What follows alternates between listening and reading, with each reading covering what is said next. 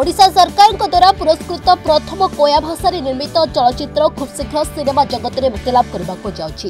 साधु बालबू मी लेखेट पिके साधु कोटमत बेला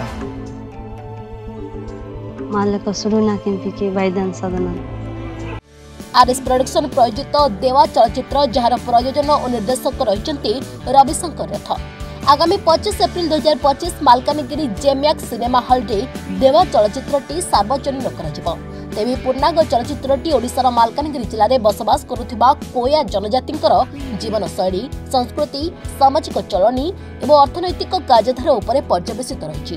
देवा चलचित्र रूपायन में कलाकार माने कोया संप्रदायर मानक अभिनय कर्मशाला माध्यम तालीम दि जाई अभिनय कर सुजोग दि जाइथिबारो मालकानगिरी जिला गौरवमय विषय पलटि।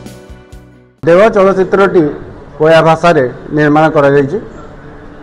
एही चलचित्रटी एक वास्तवधर्मी चलचित्र। एही चलचित्रटी मालकानगिरी रे बसवास करथुवा कोया संप्रदायर लोकमानकर जीवनशैली सेमानकर सांस्कृतिक सामाजिक अर्थनैतिक एवं विभिन्न प्रथा परंपरा उपरे नहीं गोटे कहानी करा जायतिला एवं सेही कहानीटी को रूपायन करा जायछि चलचित्र भाबरे। चलचित्र समस्त शूटिंग आमर मालकानगिरी रे बसवास करथुवा कोया जनजातिर ग्रामगुड़िक होइतिला। एही सिनेमाटी रे आउ एक विशेषत्व है एथिरे अभिनय करथिबा समस्त कलाकार माने कोया जनजातिर एवं सेमाने जेहेतु सिनेमार शूटिंग विषय रे किसी ज्ञान नथिला तांकु अभिनय कर्मशाला माध्यम रे तालीम दिया जाए यही सिनेमाटी रे आमर अभिनय कर सुजोग दिगला। तेणु से दृष्टि देखा गले सेमानंकर अभिनय पेशादार कलाकार मानक अभिनय तुलन में कौन गुण रे कम लगे ना।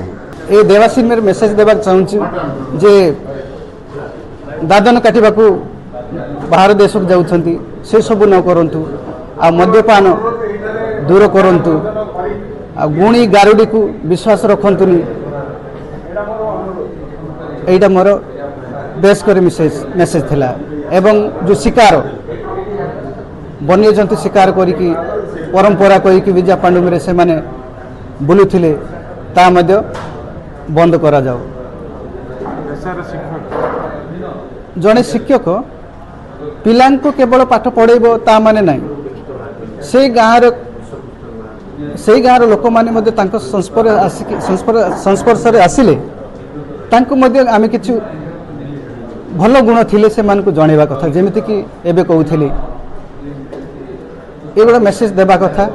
तो धीरे धीरे जो मो पाखर जो पिला छाड़ुंट पिला मान ना मो पाखर तो गोटे 4 घंटा 5 घंटा क्लास रे बसबे किंतु किछि समय पर तो से माने तांको घर को चली जिबे चली गला परे से माने पुणी से संस्कार धरिबे ना।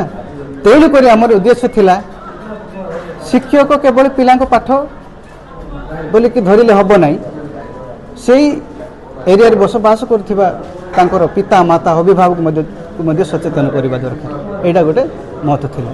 तेणु करी मु आशा करे ए जो कोया सिनेमाटी होईची ए कोया सिनेमा को देखिबा को कोया मान को अनुरोध करूची जेमिते भी आसिकी जेमैक्स सिनेमा रे देखंतु।